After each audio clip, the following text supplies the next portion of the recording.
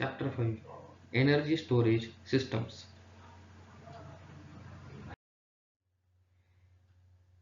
Energy storage parameters. आता हे energy storage parameters कोणकोणते आहेत हे आपल्याला पाहण्याची गरज आहे. ठीक सर, आता याच्यामध्ये काय असेल? Capacity, specific energy, energy density, specific power, efficiency, recharge rate, self discharge, life time, capital cost, operating cost हे आपले महत्त्वाचे मुद्दे आहेत. ठीक आहे.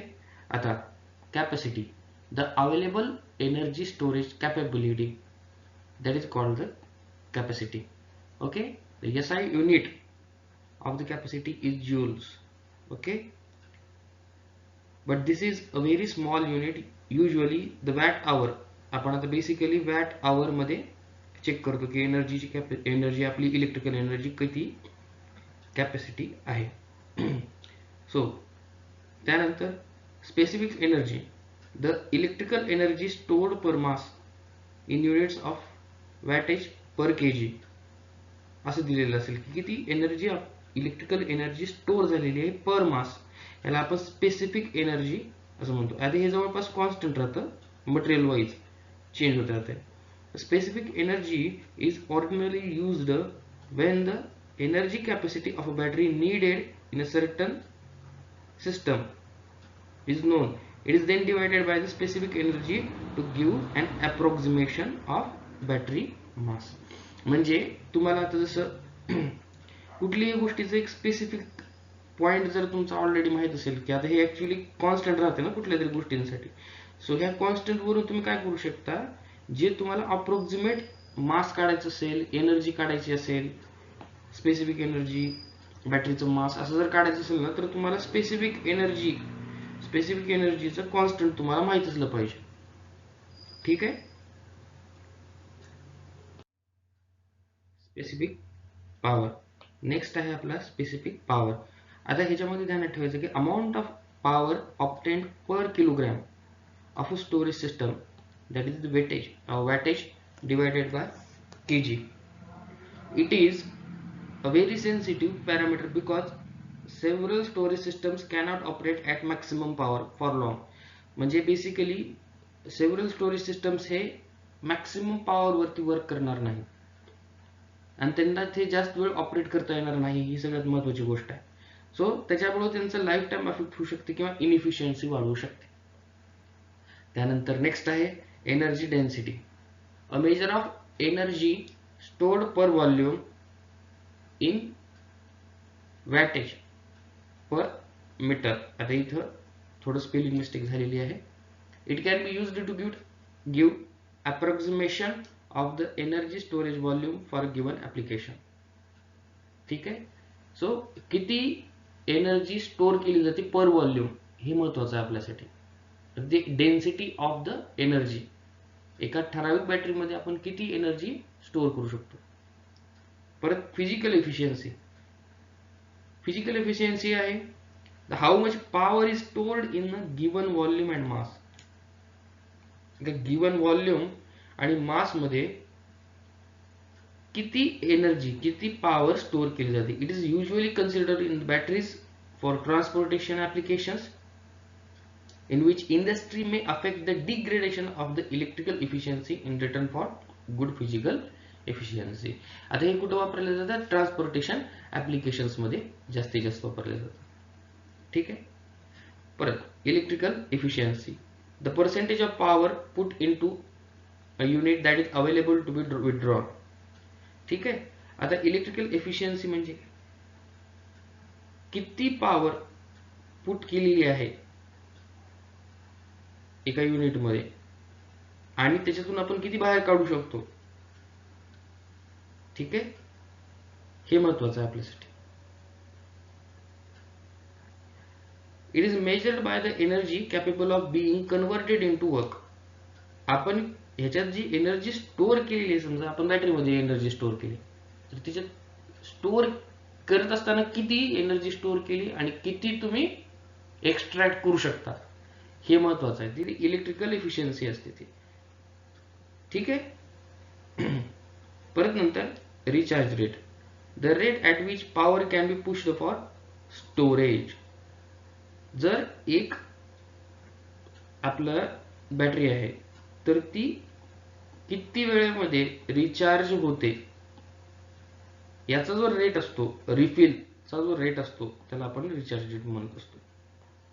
ठीक आहे, त्याला आपण रिचार्ज रेट म्हणतो.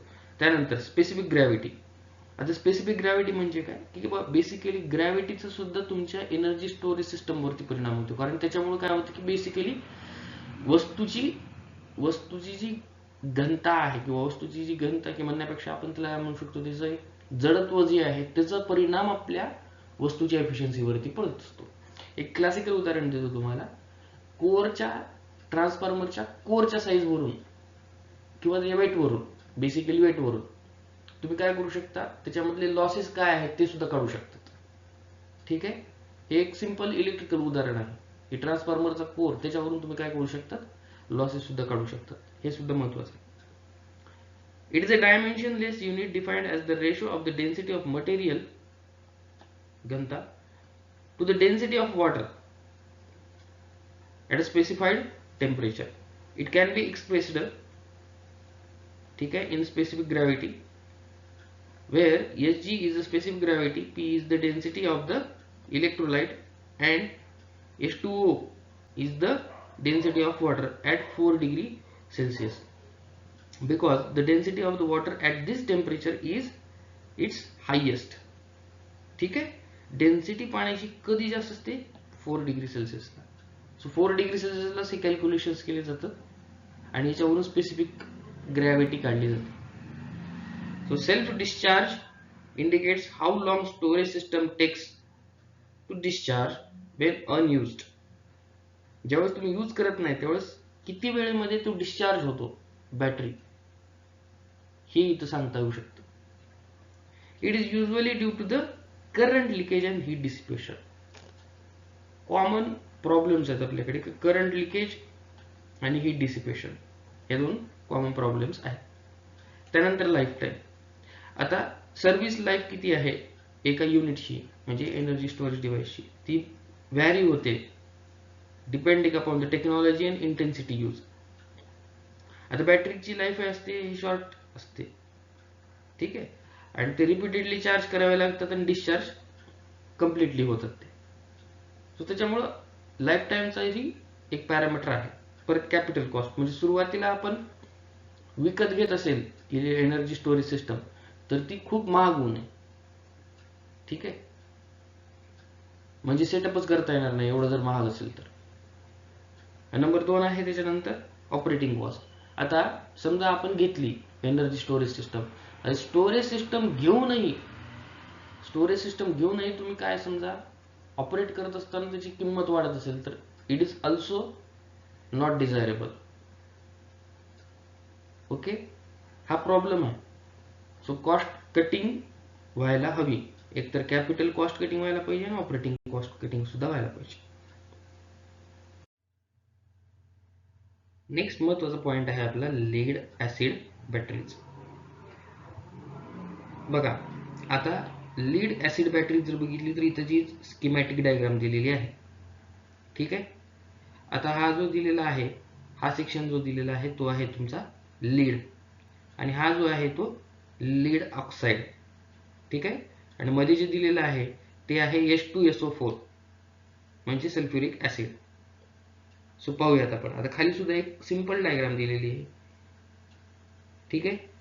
याच्यामध्ये दिसेल तुम्हाला anode, cathode, DC supply, H2SO4, इथं पण तेच दिलेलं आहे 2.1 volt. Lead acid batteries work by chain reaction between lead and lead oxide.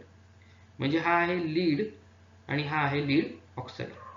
हे लीड आणि हे लीड ऑक्साइड यांच्यामध्ये चेन रिएक्शन होत असते आणि या चेन रिएक्शन मधून आपण काय करत असतो, लीड ऍसिड बॅटरीचा वापर करत असतो. Electrodes of the battery are made of lead and electrolyte is a solution of sulfuric acid H2SO4 here. ठीक है? When the battery is discharging, the lead and lead dioxide react with sulfuric acid to form lead sulfate. याच्यामुळे काय तयार होते, lead sulphate. आता lead sulphate म्हणजे काय, PbSO4, PbSO4, PbSO4 हे तयार होतं. This reaction releases electrons which flow through the circuit to power the device. When the battery is charging, the reverse reaction occurs. Battery charge होत असताना reverse होते ही reaction. Discharge होत असताना त्याच्याने काय होतात, PbSO4 तयार होतो. The lead sulfate converted back into the lead and lead dioxide and the sulfuric acid is regenerated. याच्यामुळे सल्फ्युरिक ऍसिड सुद्धा रिजनरेट होतं. हे कधी होतं, ज्यावेळेस तुम्ही चार्जिंग करता त्यावेळेस, ज्याला की रिचार्ज म्हणतात आपण. The lead acid battery uses lead as the anode and lead dioxide as the cathode with acid electrolyte. ठीक आहे. सो ओव्हरऑल जर आपण पाहिलं, या दोनही केमिकल रिएक्शन्सचं ओव्हरऑल इथं येतंय.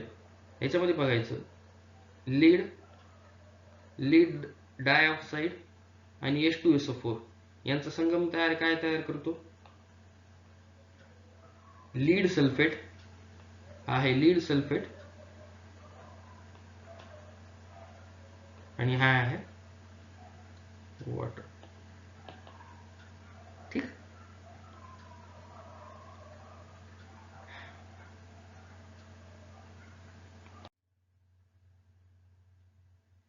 The basic building block of the lead acid battery किती असते, बेसिक बिल्डिंग ब्लॉकची. आता त्याच्यामध्ये किती असणार आहे, 2.1 वोल्ट, 2.15 वोल्ट.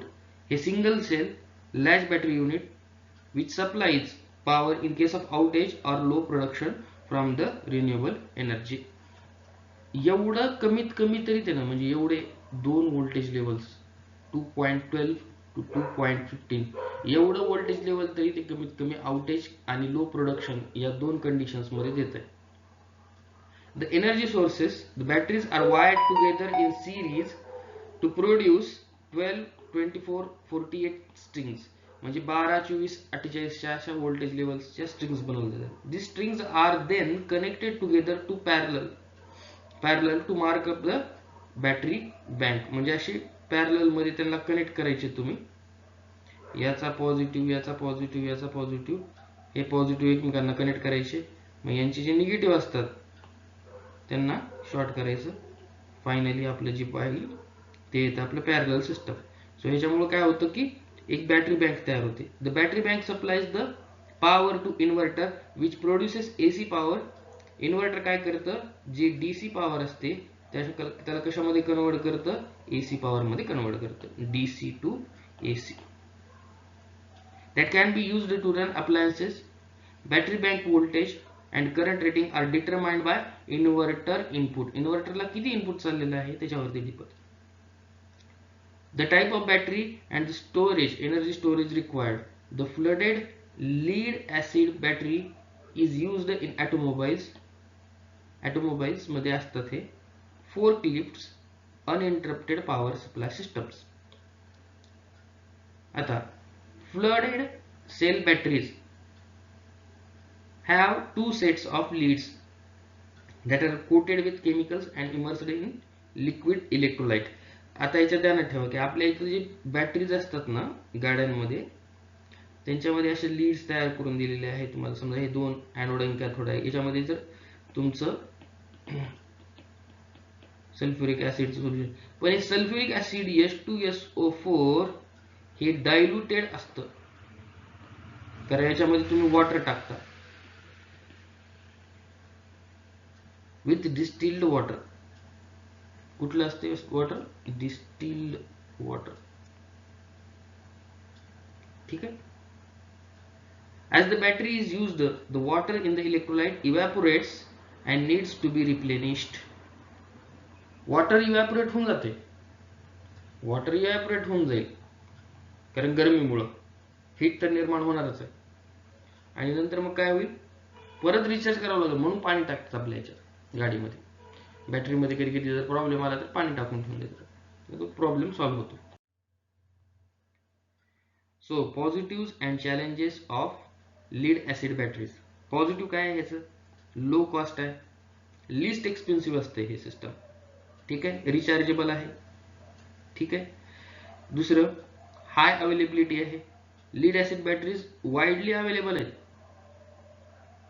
एकतर मॅच्युअर झालेली टेक्नॉलॉजी आहे, 160 वर्षापूर्वीपासूनची आपण वेल अंडरस्टूड आहे, म्हणजे माहिती आहे आपल्याला की नेमकं कसं यूज करायचं, त्याला त्यात काय काय म्हणजे प्रॉब्लेम्स येऊ शकतात, त्याला आपण सॉल्व्ह करू शकतो का. परत हाय सर्ज करंट कॅपेबिलिटी, म्हणजे समजा जर करंट एकदमच हाय गेला तर अशा कंडिशन मध्ये काय करू शकतं, हे कॅपेबल आहे त्या करंटला हँडल करण्यासाठी. ओके, म्हणूनच इंजिन स्टार्टच्या वेळेस आपल्याला या बॅटरीज वापरता येतात.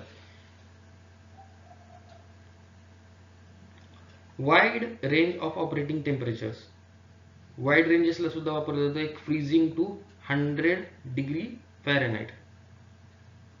रिसायकलेबल सुद्धा आहे हे. ठीक आहे, हायली रिसायकलेबल आहे, तुम्ही काढून घेऊ शकता, परत वापरू शकता.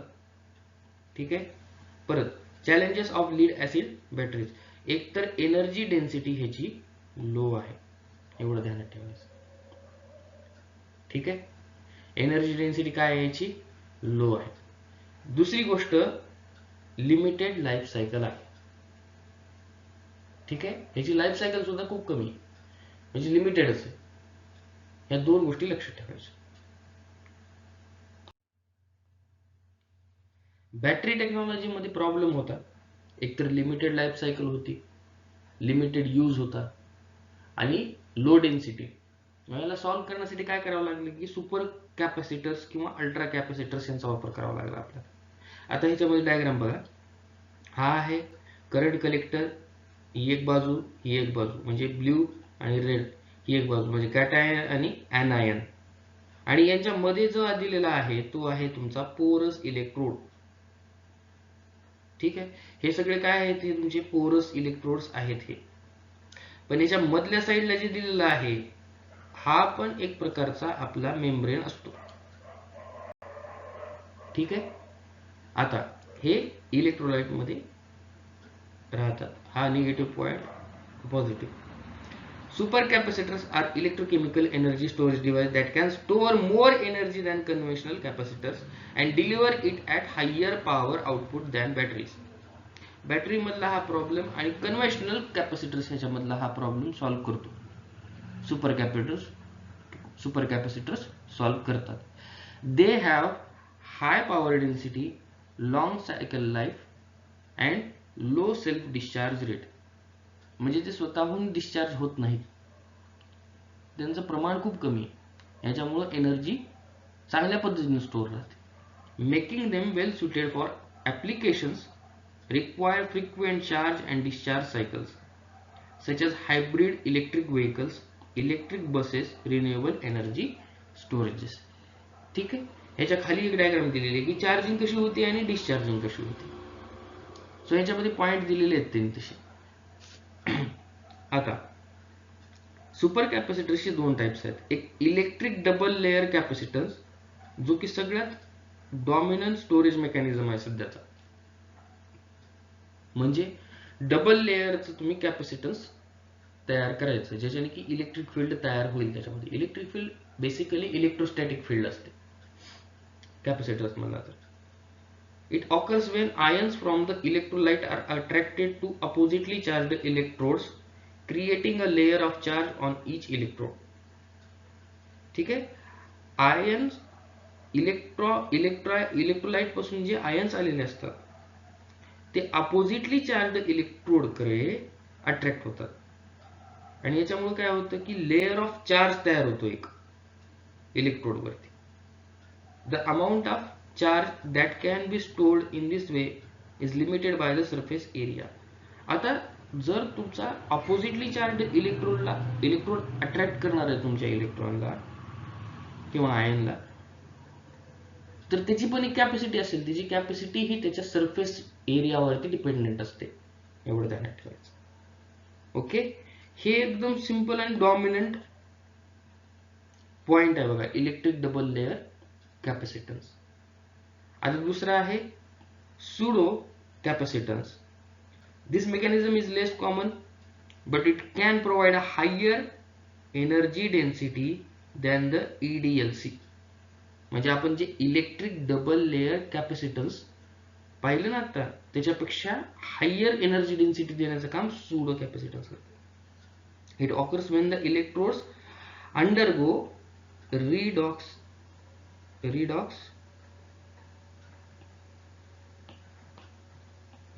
रिएक्शन. आता रिडॉक्स रिएक्शन म्हणजे काय? याच्यामध्ये इलेक्ट्रॉन्स ट्रान्सफर होतात इलेक्ट्रोड आणि इलेक्ट्रोलाइटच्या मध्ये. एवढं ध्यानात ठेवा. रिडॉक्स म्हणजे काय? इलेक्ट्रॉन्स हे ट्रान्सफर होतात इलेक्ट्रोड आणि इलेक्ट्रोलाइटच्या मध्ये. ओके.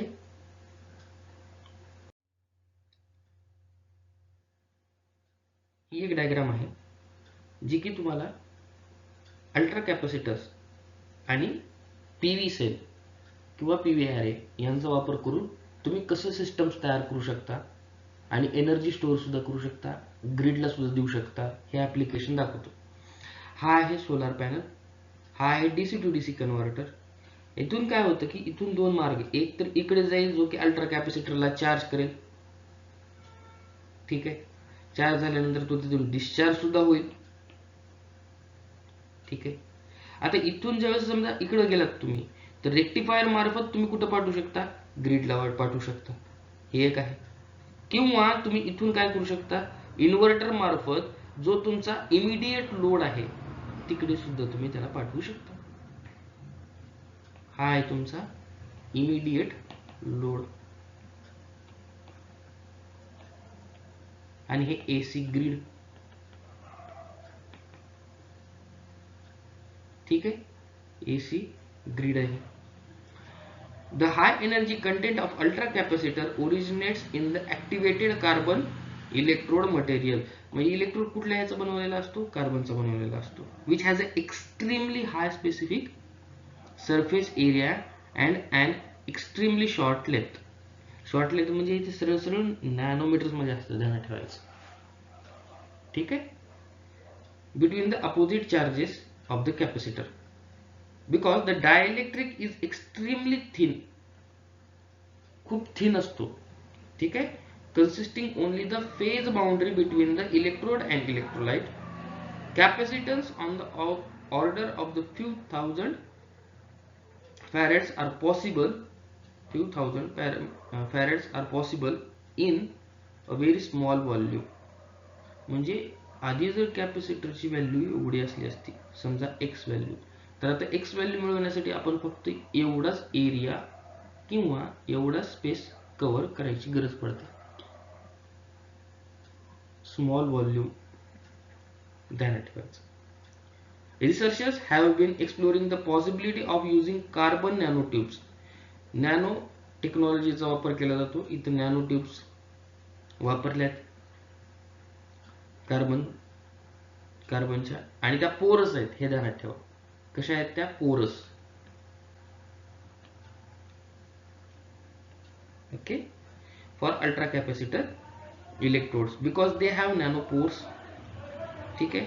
त्याची डायमीटर सुद्धा दिलेली ही, आता ही रिसर्चची डायमीटर आहे, ठीक आहे. याच्यापेक्षा कमी जास्त होऊ शकतं, हे हार्ड अँड फास्ट ह्याला कव्हर करायचं नाही. Which could in theory store much more charge if the nanotubes could be properly assembled into the micro scale units. When such a device is called electrochemical capacitor, it is because the redox म्हणजे काय? Reduction आणि oxidation, chemical reactions असतात.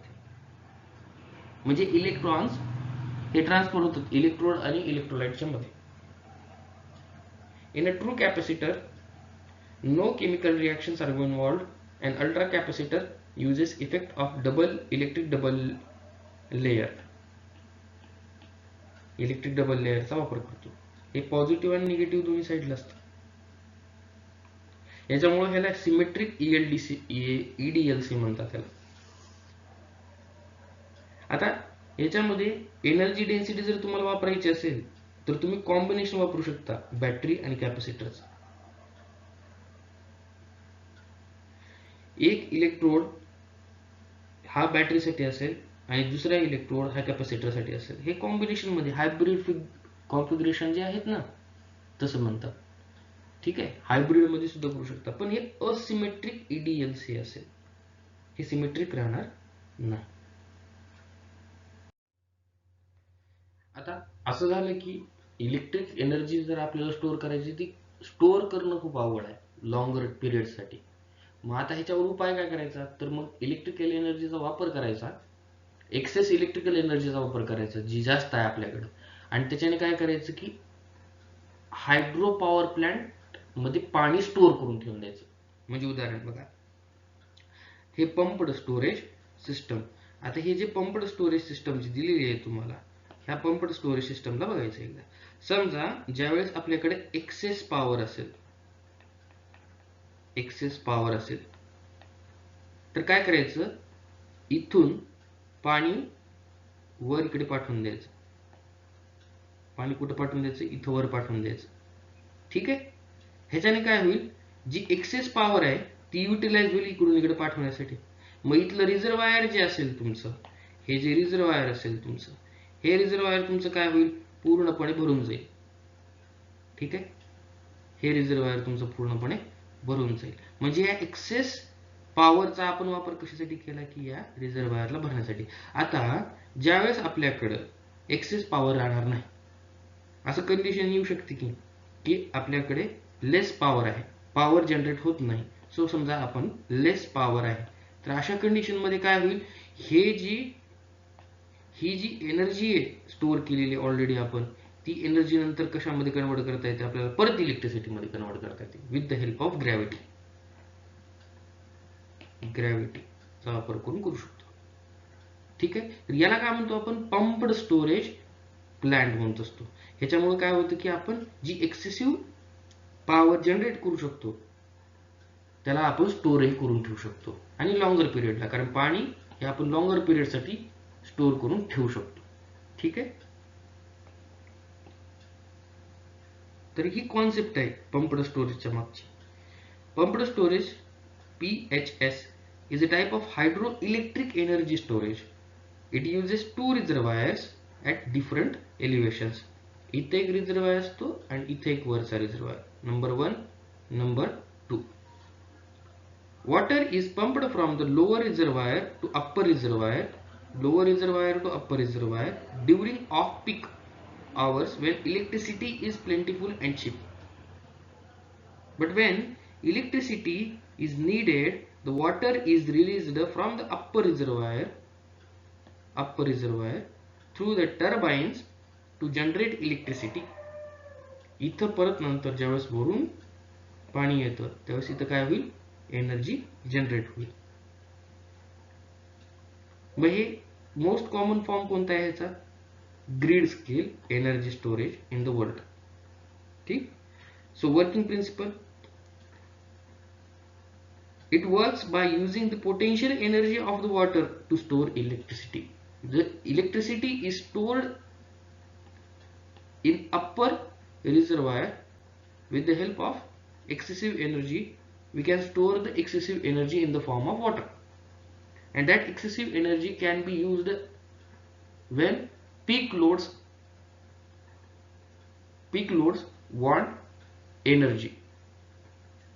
That is the most important thing. When water is pumped from the lower reservoir to upper reservoir, it gains potential energy. This potential energy is then converted into electricity when the water is released from the upper reservoir through the turbines. The stored potential energy is then used to generate electricity, That is the most important thing in the pumped hydro storage. The efficiency of PHS is typically around 80%. आता हे ध्यानात ठेवा की ह्याची 80% फक्त काय आहे, याची एफिशियन्सी आहे. म्हणजे समजा मी जर 100 किलोवॅट आवर एवढी जर मी एनर्जी खर्च केली वॉटरला वर पाठवण्यासाठी, तर वरून खाली येणाऱ्या वॉटरमुळे फक्त 80 किलोवॅट आवर एवढीच एनर्जी प्रोड्यूस होते. 80 kWh एवढीच एनर्जी प्रोड्यूस होते. ठीक आहे, पण हे आपण पाहू शकतो कारण याच्यामुळे आपलं भरपूर काळासाठी एनर्जी स्टोअर करून राहते ना. हे खूप मोठा ॲडव्हान्टेज आहे जे बाकी नाही देऊ शकत, जसं बॅटरी देऊ शकत नाही किंवा सुपर कॅपॅसिटर्स एवढं देऊ शकत नाही जेवढं हे देऊ शकतं. सो हे ॲडव्हान्टेज आहे याचं, खूप मोठा ॲडव्हान्टेज. म्हणून हे पंप्ड स्टोरेज डिव्हाइस आपण वापरतो. डिव्हाइस म्हणण्यापेक्षा सिस्टम आपण वापरतो. ओके.